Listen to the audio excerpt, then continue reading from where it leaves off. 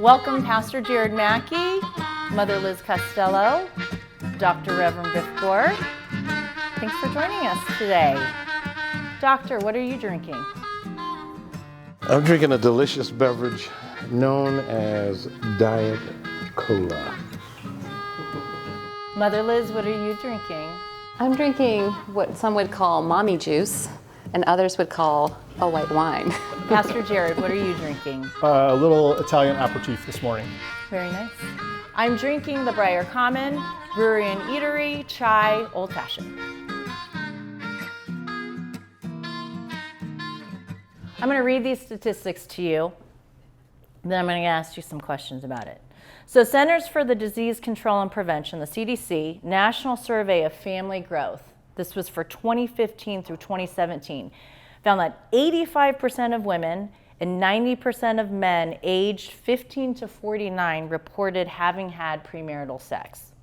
Some of those statistics are, what I see in that is people finding their significance in a relationship outside of a relationship with God. And so when that person disappoints you, guess what? Well, I can move on to the next person, or I can move on to the next letdown, and hopefully I'll find somebody who can fulfill me. A courting situation might be good, but I think when you start dating people, you're giving away a piece of your heart that belongs to the person who's finally going to be your husband or finally going to be your wife. You're giving that away. And so when you finally meet somebody, you go, hey, well, I can only offer you 27% of my heart. Now, I would push back on that one respectfully, because my spirituality would say that grace actually fills you back up to 100%. So you may be able to offer grace, but there's a lot of baggage that comes with that grace. Absolutely. Yeah. And I think the reason that I bring it up, Biff, is because I grew up with this idea that if I just showed up not messing up, then I would show up healthy. And I think, the tension point here that I think we're talking about is the church's sexual ethic has not proven to be super helpful for a lot of people, right? There's a lot of people who have a lot of shame and guilt around kind of the sexual ethic that the church has taught. On the other side of the coin, the culture's sexual ethic actually has not produced anybody particularly healthy either, right? So I think we kind of have to hold these two things, and it's not a zero-sum game. The Pew Research Center study of 4,860 U.S. adults conducted in October 2019 suggests that 65% say premarital sex is at least sometimes acceptable. The largest and perhaps most revealing difference is found between those who attend religious services at least once a week and those who don't. And those percentages are 55% versus 14% opposed.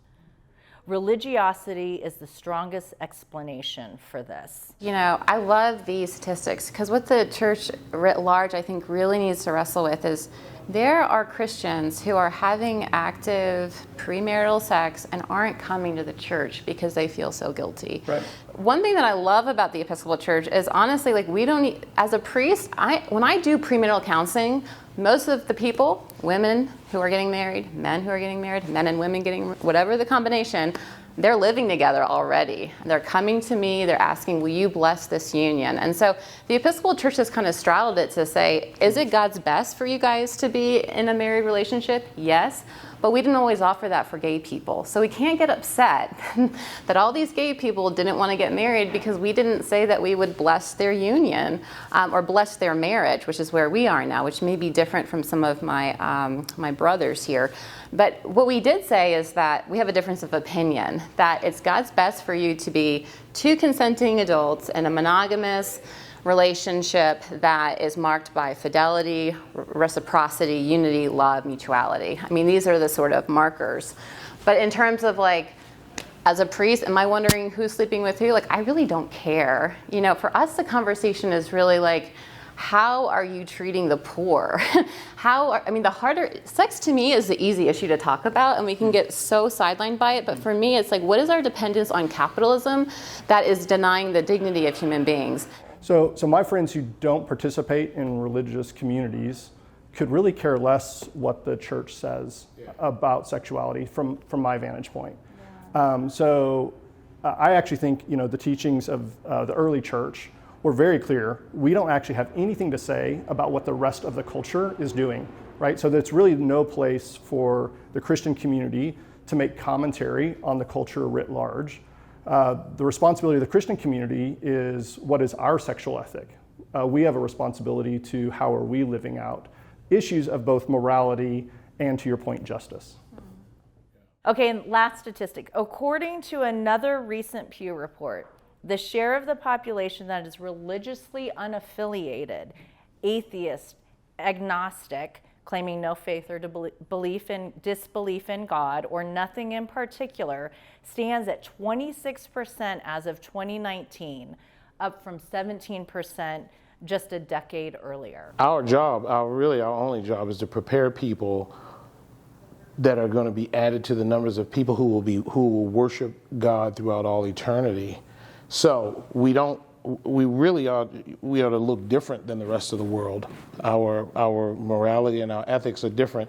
So the Bible is clear about what it says about human sexuality and what it says about sanctity of life. Not so much the do's and the don'ts, but what are God's standards for how we live. And I guess for me, for the Episcopal Church, it's the both and, because the greatest commandment, as we all know, is to love the Lord thy God and to love your neighbor as yourself. And so for us, our personal piety matters with God. I mean, when you're baptized, you are asked, do you accept Jesus Christ as your Lord and Savior? I mean, it's very salient words. Right. And I'm sure it is for you all too, but how it gets lived out, it's slightly different, right? And around sexuality is unfortunately where I think we can become more divided than united in our overall mission. Hi, my name is Biff Gore, and I'm one of the pastors at Highline Community Church. Hello, my name is Mother Liz Costello. I'm an Episcopal priest at St. Gregory's Episcopal Church in Colorado. Hi, I'm Jared Mackey. I serve as the Executive Director of the Sacred Grace. It's a small family of churches here in Denver, Colorado. I'm married to the Reverend Joseph Liniak. I know our poor kids, Evelyn and Damien, have 2 priests for parents, so PK times 2. The father of an 11-year-old daughter named Kenna. I've been married to my wife Marilyn for 25 years, and we have 7 beautiful children. Thank you so much for joining us on Holy Highball. Well, let me ask you this, though, because, I mean, we've talked about sex, theoretical, how, it's not the forefront when really there's connection and need and all of these things. It becomes very spiritual, but really at the end of the day, we're not pursuing people just because we like them. We are pursuing people because they're beautiful or we're attracted to them. There's sexual compatibility. You're not just looking for a warm body that's going to make you feel good. You are looking for, Biff looks at her. I don't want your warm body, Biff, to keep me warm. Exactly. I don't know if that's what you... because there's lots of warm bodies available, right? But we're talking about compatibility, and sexual compatibility is very important, right? So let's talk about that. If we can, let's just put that on the table. Let's talk about that. Yeah, did you see that? That was a little stumbling around there. So when my marriage ended, I didn't date for the first several years, for probably 4 years. And then a mentor asked me, are you ever going to date? And so I was averaging about 1 person a year, and he's like, you need more at-bats. And so I did the dreaded join a dating app, and went through that swipe left, swipe right thing, which I don't think is great for your soul, because you have to at some point acknowledge the fact that somebody else is swiping left or swiping right on you. And I was trying to explain it to my middle school, I was like, this is basically like The Bachelor on steroids. Everybody has limitless options, but you are a part of everybody's limitless options, right? And so the illusion is I've got all these people who are interested in me, but the reality is everybody who's swiping left or swiping right is thinking the same illusion, which is I have all these people who are interested in me. And I think that to me, at least, the compatibility issue, usually, at least you have to start with the grass is greener on the other side, is part of the illusion or the lie, that there is someone more idealistic for you. I think compatibility usually comes down to communication. I think Biff was talking about it earlier. That said, if there's not a spark, like this last year, my mentor challenged me. He's like, well, how many dates are you going to go out? And I was feeling particularly brassy that day. And I said, well, I'm going to go out on 20 dates in 2020. And then we had like a pandemic. And he said, like, I don't want excuses, I want results. And so, so I got 25 dates in 2020, which I feel like was respectable.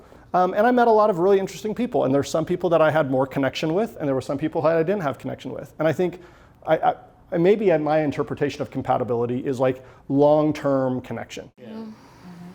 I'm just an odd duck because I actually discerned celibacy. I thought about being a nun when I was young. And so for me, the idea of celibacy, if God forbid my husband ever died, like wouldn't be off the table for me. So, and it's not because I'm not a sexual being, I am, but it's just a way of life for me that like my sense of alignment and sense of call and mission to be a minister kind of overrides that. And like, let me be clear, when Paul is giving instructions to be celibate, it was like he thought the parousia was coming. He thought the end of the world was coming, right? So he was just like, hang on a little bit, just like, we're almost there. Jesus is coming back, So for me, like sexual compatibility is something that I think, and I've never been single and in this position, so I own that. But it's just something for me that I've had to figure out with my partner, right? So it's in the bedroom conversation, it's comical, it's embarrassing, it's vulnerable, it's beautiful, but it's, honestly, I wonder, like, could you not be compatible with anyone? Like, sex isn't the only thing about a relationship. What if your husband gets prostate cancer, and then your whole entire sex life is going to what if your wife has, ovarian? So there are all these ways in which we can still express our sexuality with somebody without, like, the overemphasis on, like, literally, what are you doing with your genitalia, Right. For me, I think no one's sexually compatible when you first meet or get married, right? Think about how awkward your marriage was when you first got married. It was like, what am I supposed to do with this? And you know what I mean? Yeah. Literally, like, initially, when you talk about sexual compatibility, am I attracted to you when I first look at you? Well, that's just human sexuality, right? Because you look at people and you go, wow, okay, you have some things that I lust after. If you're asking from that standpoint. The other piece of that is, how do we communicate in the bedroom? How are we communicating so that if your needs aren't being met, how can I meet your needs? The problem with those statistics that you read is that people just give up too quick. Think about it. I have family members that are fighting against each other because one person got the white meat and the other person wanted the dark meat at Thanksgiving. And marriages break up because somebody lost a job and they couldn't get another job that met the same financial requirements. Had nothing to do with sex. You could have the hottest sex life in the world and on the earth, but when it comes down to the real stuff that people really put a lot more emphasis on, like money and compatibility of ethics, man, those are deal breakers for some people.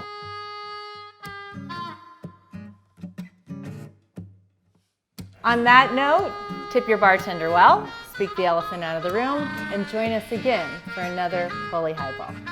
Cheers. Cheers. This episode of Holy Highball is sponsored by Whistling Hair Distillery, an award-winning grain-to-glass distillery located in Westminster, Colorado. Find out more by visiting us online at whistlinghair.com. Whistling Hair Distillery. Whistle responsibly.